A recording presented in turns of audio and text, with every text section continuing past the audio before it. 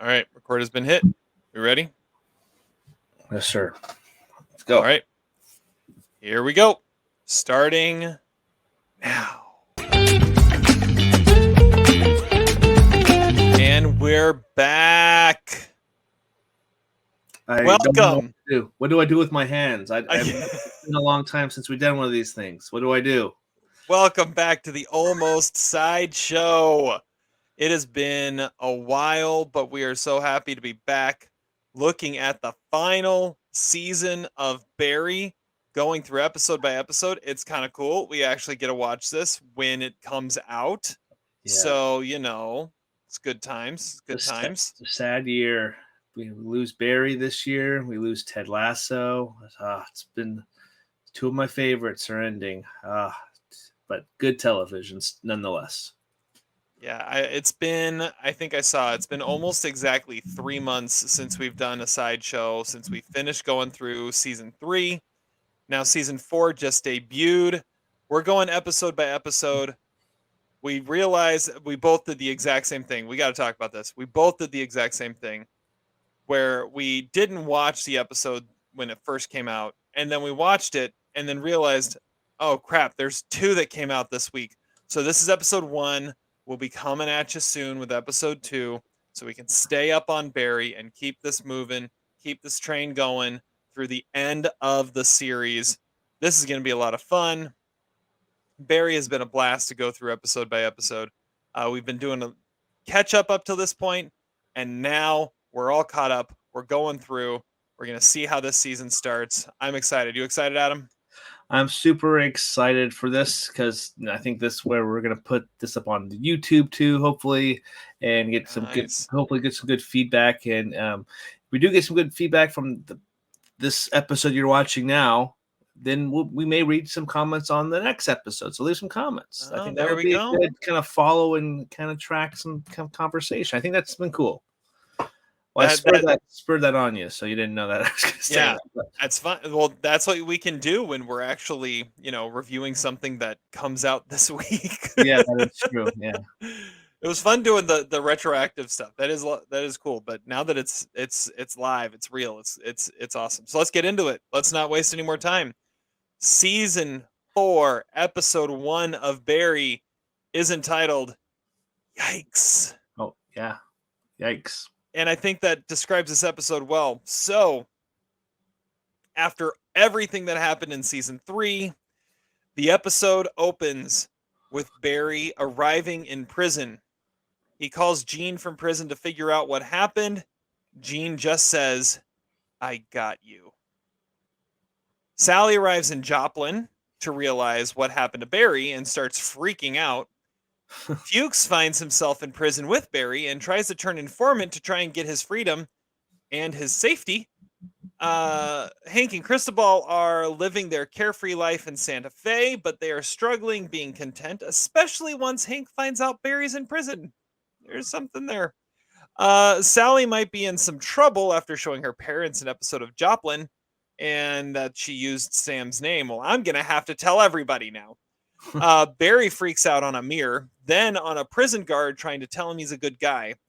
Fuchs comes in, pulls out the wire, hugs Barry, and feels sorry for him, tells him he loves him. You said a mirror. I thought you said like the guy's name was Amir. I was like, wait, no. What was this happen? A mirror, like a the literal mirror. He was staring into the man in the mirror, Michael Jackson. The man in the mirror, and started punching a wall because of it. Okay, Adam, what'd you think of this episode? What a way to start off this season. I was kind of very curious how they were going to get back into it, especially being in prison. It's like, oh, there's not going to be much killing going on. I think it's more interesting. I haven't seen the show Prison Break, but I think there is some vibes there. Played the video game, so I'm speaking. I mean, a little bit. The fact that it is in prison. I mean, yes, but there's just so much more tension and drama that plays out because I mean everything just feels like it's a go in Prison Break. Yeah. I think it is kind of quite fascinating because obviously our characters are over in different parts of the world or of the states currently. Joplin, you got like San Jose, you got Santa Fe, and you got Los Angeles in the prison there. But I think it's interesting that they're all going to probably come crashing into one another. Their paths are definitely going to cross somehow. It's definitely intriguing, especially that ending sequence. I think that's a big mystery there. I'm kind of curious what's going to happen in that sequence, but at the same time, it's very engaging, and I wish we would have watched the second episode.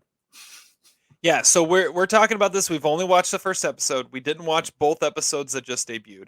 So we'll be talking about the second episode separately and maybe throwing out some ideas of what we think might happen in that second episode. Yeah, this definitely felt like a tone-setting episode.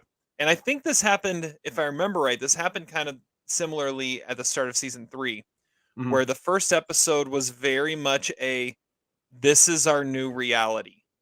And again, we've talked about it before on these side shows. With it only being a half hour, there's only so much they can do. And so they spent a whole episode just kind of setting the tone. Here's where our characters are now. Here's what our characters are doing. And now we know, we get a couple little hints at what might be happening next, but here's where we are. And we're going to go from here. I feel like that's very much what this episode was all about. There wasn't a whole lot of plot here. It was all, here is the aftermath of what we just witnessed. Yeah, great call. Yeah, definitely aftermath. Everybody's kind of that reality. It's like, oh my goodness, Berkman's in prison. Barry's at prison and kind of the freakouts. I was really surprised though that Noah Hank found out so late, and he had to go and research it after he had like a panic attack or bad dream. Well, yeah, he was in Spain rescuing Cristobal, or what was it? No, Bolivia. He had to go to Bolivia to rescue Cristobal. So they just got back and rented a place in Santa Fe.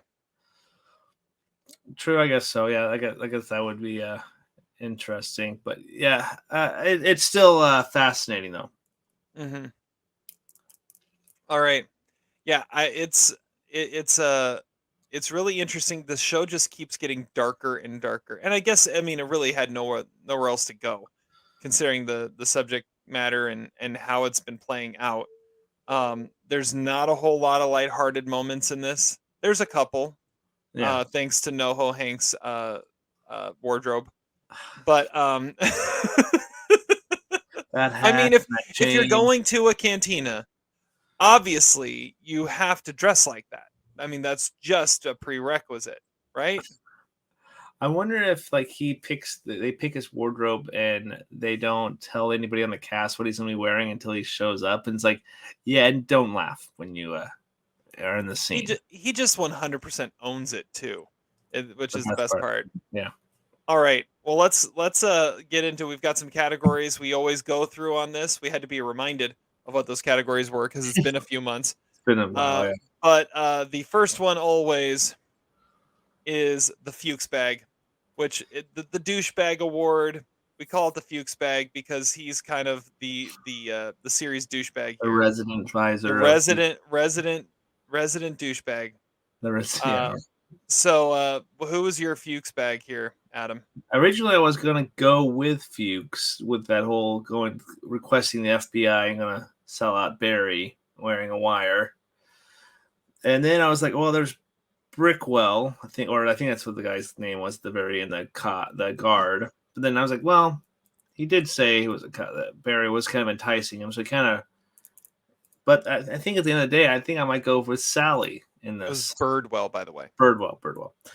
I think I might go with Sally for the Fuchs bag today because, I think I like the mom's line. It's like, I will not be talking to you if you're screaming at me. And she's like, I'm not freaking screaming at you. It's like, okay, I'm not talking to you, and just walks out. Since that was I think there's some things that she does and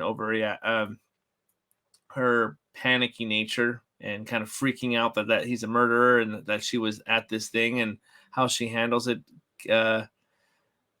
comes across kind of a Fuchs bag in this possibly. See, now that's funny because I read those scenes completely different. I would have said if there was a douchebag in that scene, it was the mom, not Sally. I can see that too, though. So just because you completely 100% see how Sally is the way she is, and how she's just like, yeah, this is just who you are, and the whole thing of, you know how to pick them. oh, I'm gonna have to tell Sam's mom about this, and what? No, you don't. Actually, Anyways, that's a good call, because that's how Sally becomes Sally's, because of the mom. There's definitely some tension with the mom. right? Yeah. My Fuchs beg is Jean. Especially, it didn't feel like it for a while, and then he enjoys his spotlight a little too much when he gets his standing ovation at his show. Then he's talking to Janice's dad, Jim, right? Jim Moss. Yeah. Uh, and and they're talking about how, like, there's the reporter who's trying to get the story, and he says we shouldn't talk to the press. And then the very last scene is he is talking to the reporter, and so he just wanted the spotlight all to himself. He didn't want to share it with anybody. He's seeing that this is an opportunity for him to really stand out and get some attention. So yeah, recognition. Yeah, good call.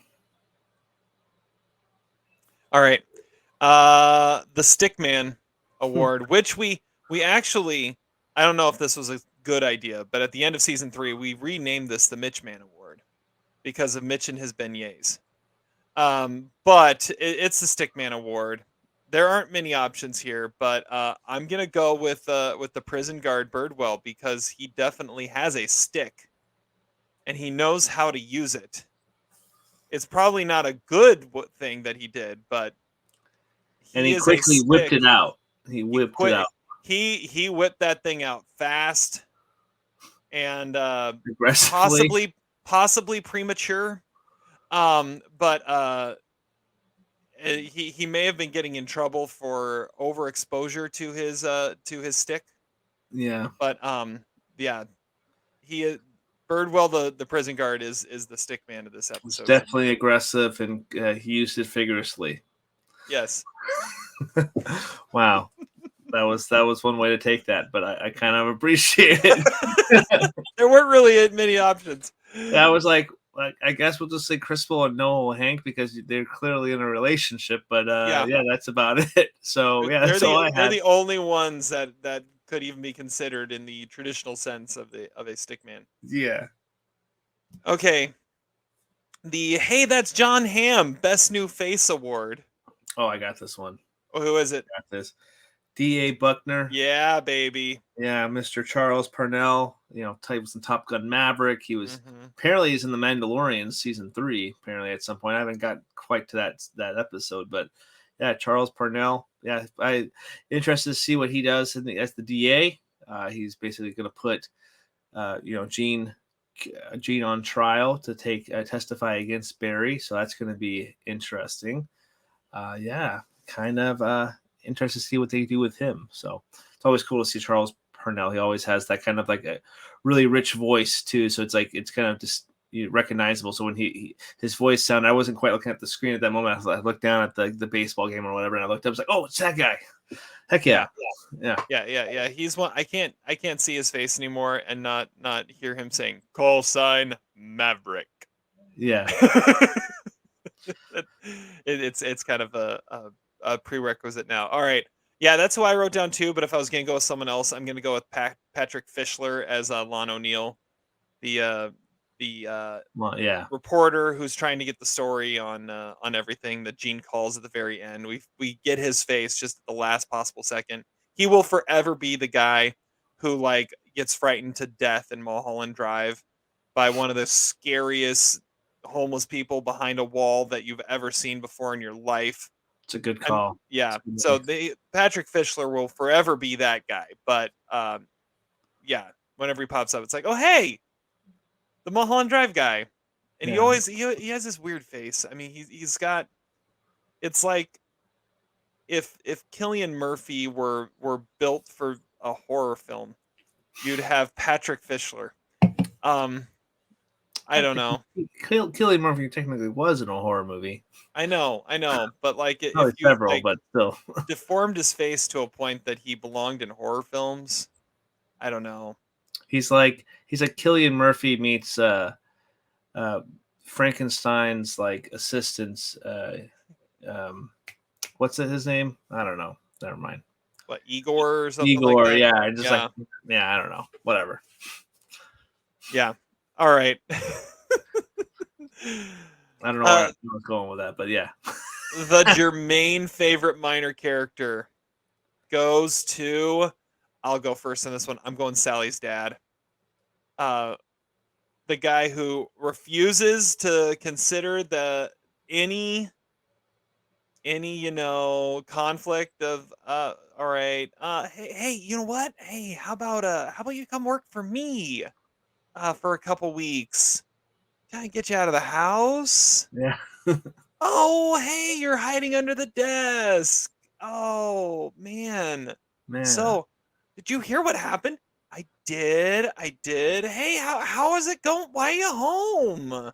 And they just said, yeah, we're not going to talk about the hard stuff. I'm your dad. He's a murderer. Yikes. Hey, I turned your room into a man cave. You like that? It left some of the freaking wallpaper still on the wall, I think, or like little stickers.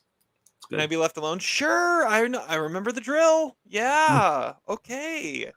Yeah, that was my favorite. It's a good call. Hillbilly with hat. I think that's the lady that fixes the stove. The landlord. The landlord's like, yeah, it's the landlord, the hillbilly with a hat. Oh, okay, yeah. She's like, they're like watching her push that stove or that oven into like in place. He's like, yeah, there's a dirt shortage. Yeah. What? Like you can't find this. He's like, oh, that's no good. That dirt's no good. That sand's useless. Yeah. All right. We usually start with this, and I forgot that we usually start with this, so we're gonna go to it now. Best scene. Ooh, best scene. Okay. Best scene. I'll go first. My favorite scene was the prison yard scene. Oh, yep, that's what which where he looks out, he sees the first time any of these people walked into his life from the very first episode. Sally's sitting there reading lines, the acting class, the rest of them, we get to see them kind of at a distance, but we get to see them a little bit. And then Gene walks in. And then Gene walks in, and immediately Fuchs walks out in his first attempt wearing a wire. And it's so obvious that he's wearing a wire in that moment. Hey, Barry, they put you in here too? Hey, so remember that one guy you offed in Rochester? Yeah, can you remind me how that went down? I was just wondering, can I talk a little louder? Okay. Yeah. and then Barry follows it up with just this beautiful moment of I'm sorry, I messed all this up. If I hadn't gone to the acting class, if I hadn't tried to find myself, if I hadn't tried to better myself, none of this would have happened. It's all my fault. It's just it kills you. It kills you. Good stuff. I love you. He says I love you, Fuchs, too, right at the very end. Or I'm sorry, Fuchs, or something like that. I think he says I'm sorry, which is what the fact that he couldn't say sorry in season 3 is what led Fuchs to calling Jim Moss and screwing the whole thing up. So yeah, that was good too. Yeah, it's perfect scene. Fuchs starts breaking down. I had that too. I think that was a great one. I totally forgot that Jermaine wasn't part of that little opening group, or that's the interesting part. Oh, I guess he wasn't. Maybe he was late. Maybe. But it was cool to see all the cast of characters, and it plays really well. I think that kind of the mental, definitely everybody's having mental breaks from their traumas with Barry being in prison and Sally at with what happened, or Barry, and also the murder that she did in the season 3 as well. So definitely have the mental breaks is but some really good, really effective scenes in the show here too. I also really kind of like the confrontation with, or not confrontation, but Jim and Gene as well. I think that there was anytime with Jim on the screen, I think that's an interesting television there. I think he always brings something. You don't know quite what he's thinking. He's just kind of like that intimidating body there that it has always the clock, the gears are always spinning in his head, so you just don't know what he's thinking quite yet. So I'm kind of curious to see what happens next with him. Well, and you can tell that he realizes Gene might be playing him. And he totally, we find out later he totally is. Yeah. Yeah. That was a good one too. I'm trying to think of, there was another one I was thinking of too. Oh, when Hank wakes up in the middle of the night. That was a great scene too. Where he has that nightmare where he's back in the prison cell, he wakes up, or he sees Barry, he wakes up, and then he calls Barry and this will get into a little bit of what's happening next. But someone answers the phone. I mean, you can assume it's probably FBI monitoring Barry's phone to see who else they can bring in. And so maybe at that point he realizes, and so he decides after he finds out what happens to Barry, let's go back to LA. Now, is it because he wants to save Barry because he still has a fondness for Barry? Is it because he feels like he may have just given up where they are and that they're connected to him and they need to try and fix something now? I don't know, but that's something we can get into in what's next. Yeah, good stuff there. And I think it proves too that 3 characters have mental breaks in this episode, which is and they're all different to their characters and to their different situations as well. So yeah. All right. The Barry relatable moment of the episode is what? Back when I was doing Hard Time, I definitely felt like no. I'm just... Well, with that cap on your head, you look like you could have just come in from the yard. No, this is just because I need a haircut. It's my way of not doing my hair.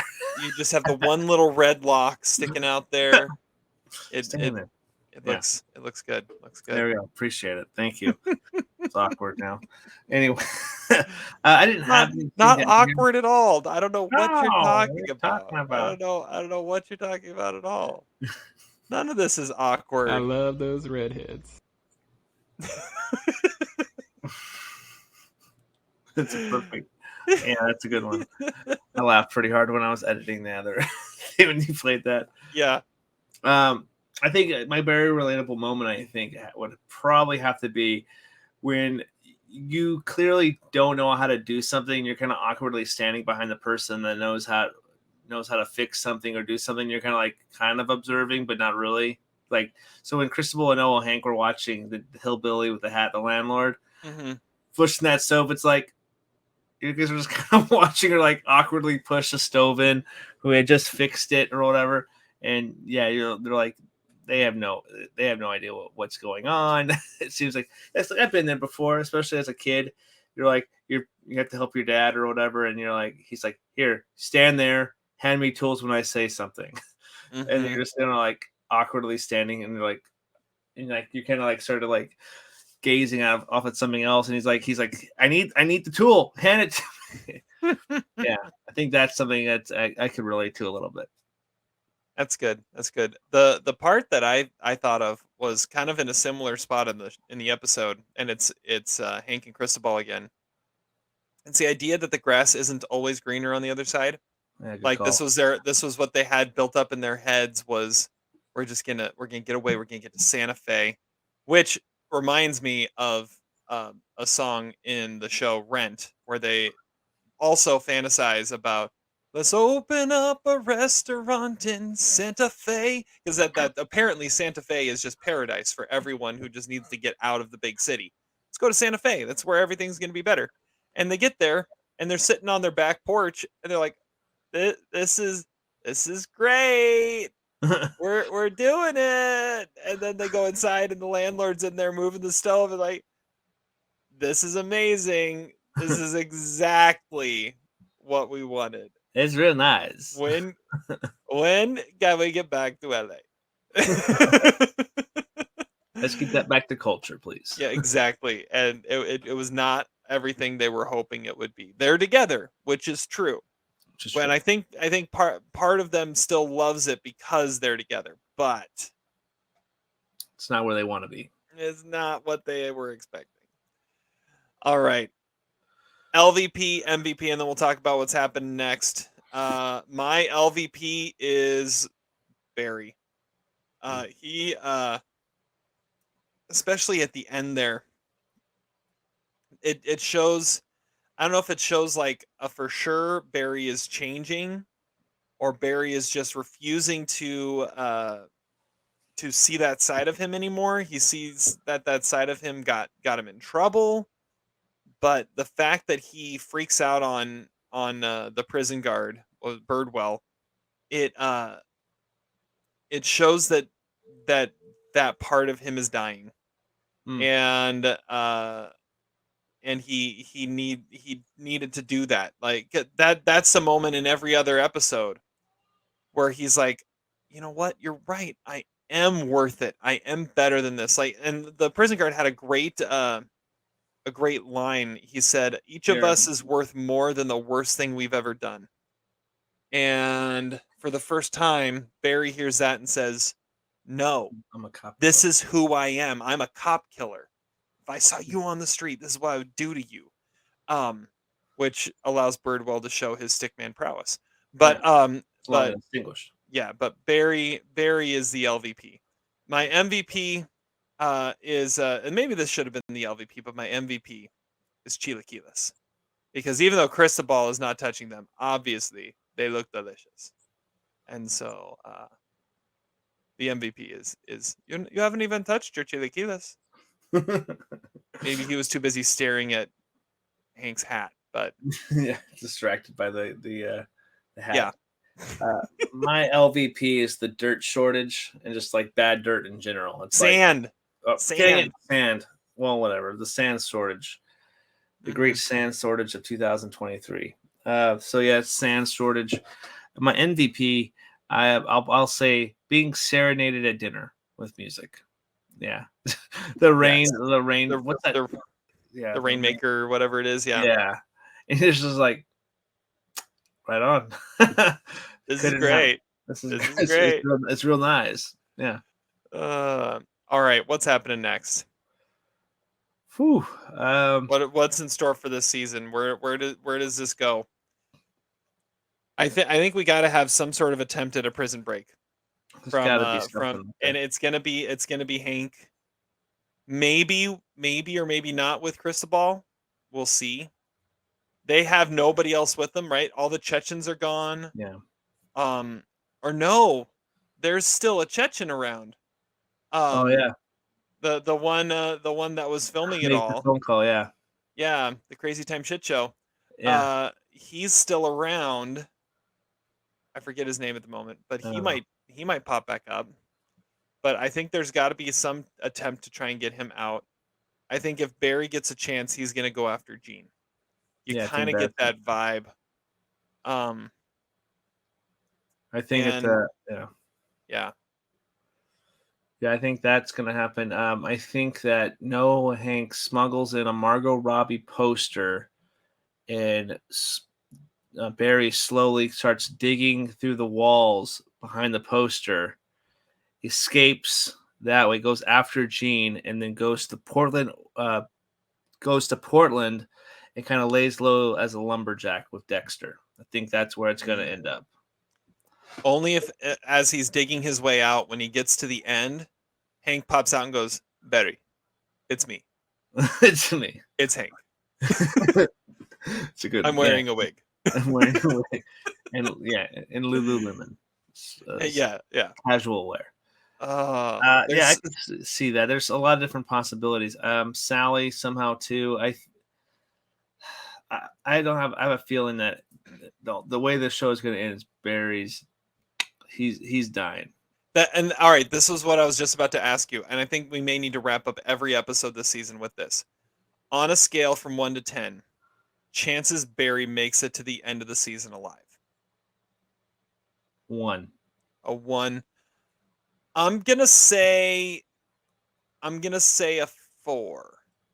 Yeah. I think there's a chance he comes out of this in some way, that he sees a change in his ways.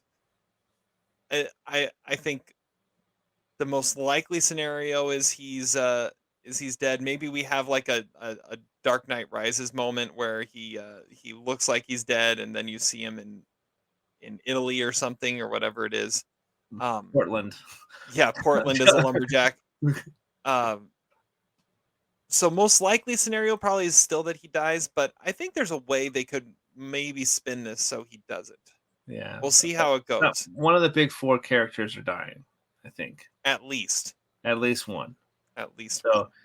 It's either going to be Gene, Fuchs, Barry, Sally, and I guess Jim would be kind of the other main kind of character currently in this show, but I don't know. We'll see. What do they do? We got Barry.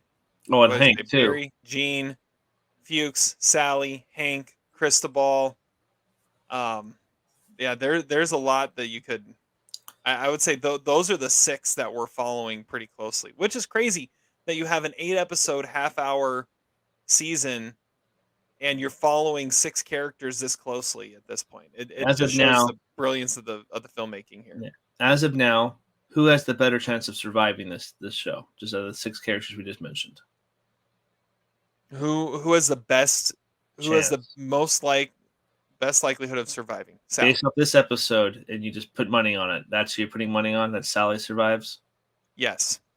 Good call. I think that's good. How about next? Cristobal. Ooh. Okay. How about that? Okay. I would go with. I would go Cristobal too. Okay. Third. Fuchs. Damn. I got Jim. I think Jim is not. No, okay, not. Yeah. I hadn't considered Jim. Maybe. Yeah. But then my next guy would be, it would be Noah Hank. I think he's like in the middle. Yeah, I just see Fuchs is too much of a survivor. So unless he finally refuses to survive and decides to sacrifice himself for Barry, I think he makes it out. I think what could happen is that Barry kills Gene and Jim kills Barry.